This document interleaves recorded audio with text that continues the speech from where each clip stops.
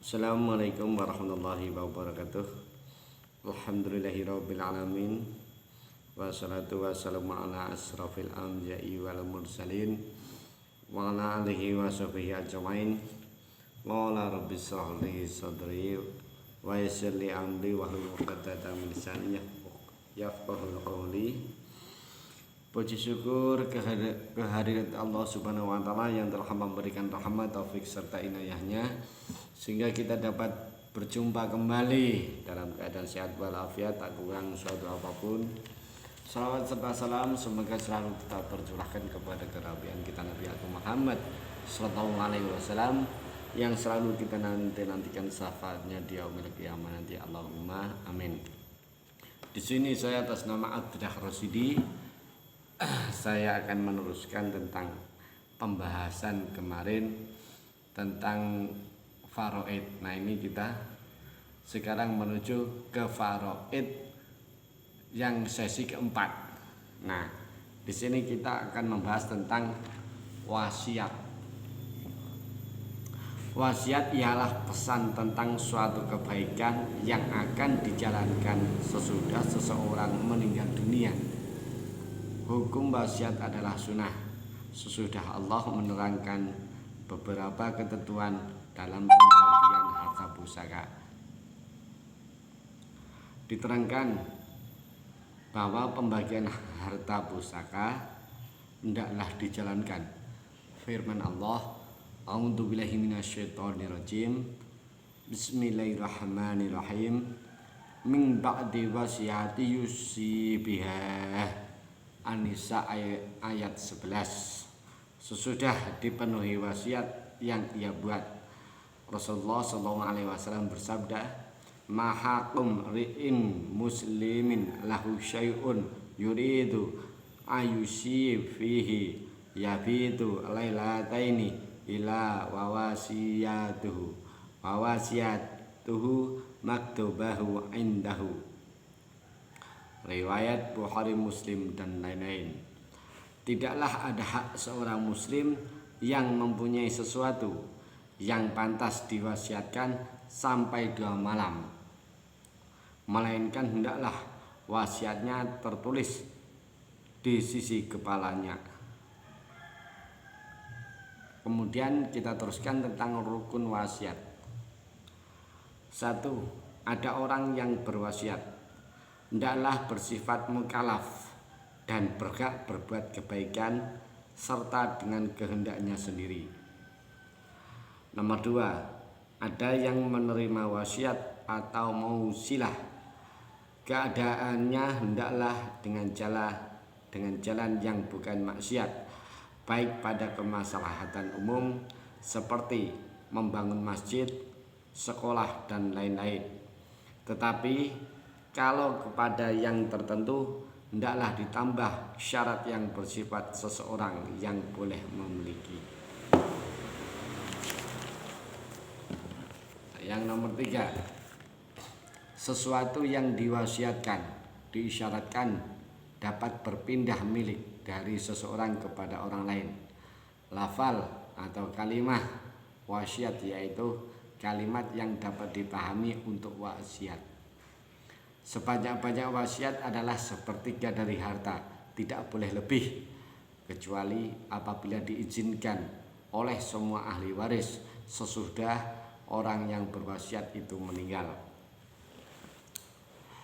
Sabda Rasulullah sallallahu alaihi wasallam, "Ngan Ibni Abbas qala an-nasa ghadu minathulusi ila rubu'i fa inna Rasulullah sallallahu alaihi wasallam qala thulutha wa thuluthu katsir."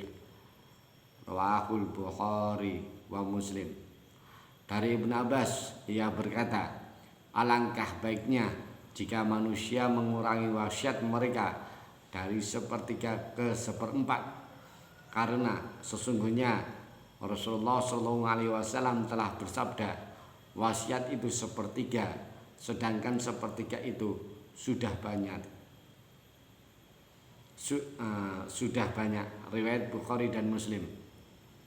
Wasiat hanya ditujukan kepada orang yang bukan ahli waris. Adapun kepada ahli waris, wasiat tidak sah kecuali apabila diridhokan oleh semua ahli waris yang lain sesudah meninggalnya yang berwasiat. Sabda Rasulullah sallallahu alaihi wasallam, an abi Amamah qala sami'tu Nabiyya sallallahu alaihi wasallam yaqulu innallaha qad ata kulla dhi haqqin haqqahu fala wasiyata liwarisi.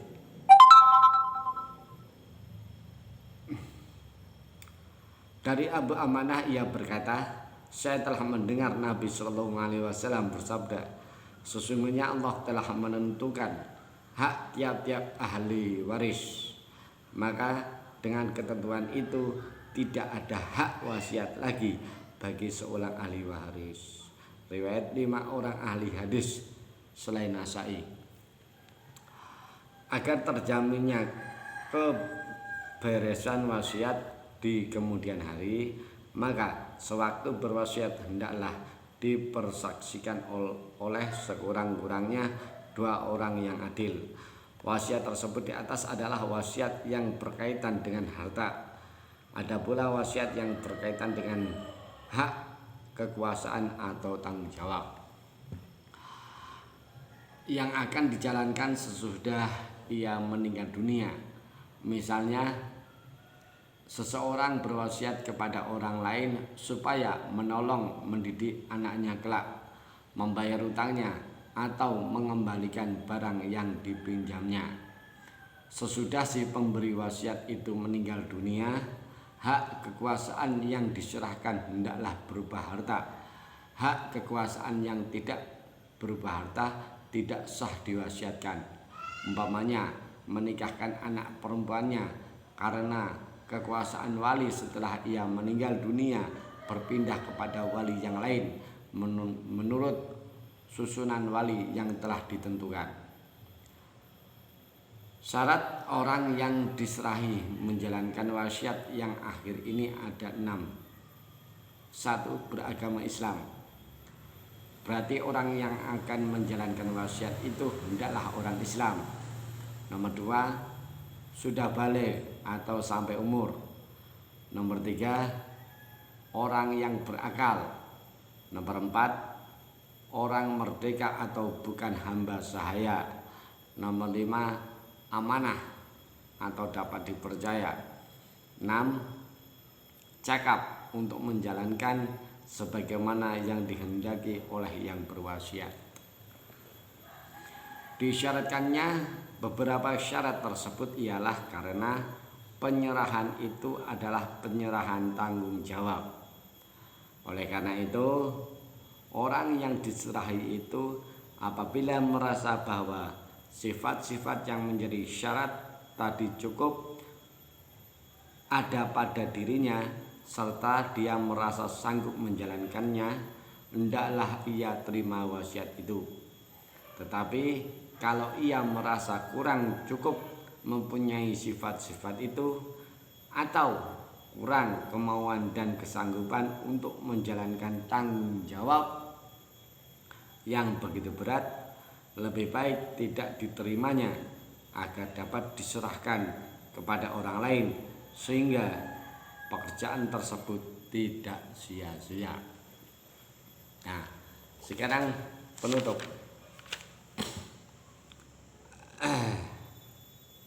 Nah, ini dari sini itulah sekilas tentang ilmu faraid yang saya ketahui. Semoga ini bermanfaat khususnya bagi saya pribadi dan bagi orang lain yang menonton.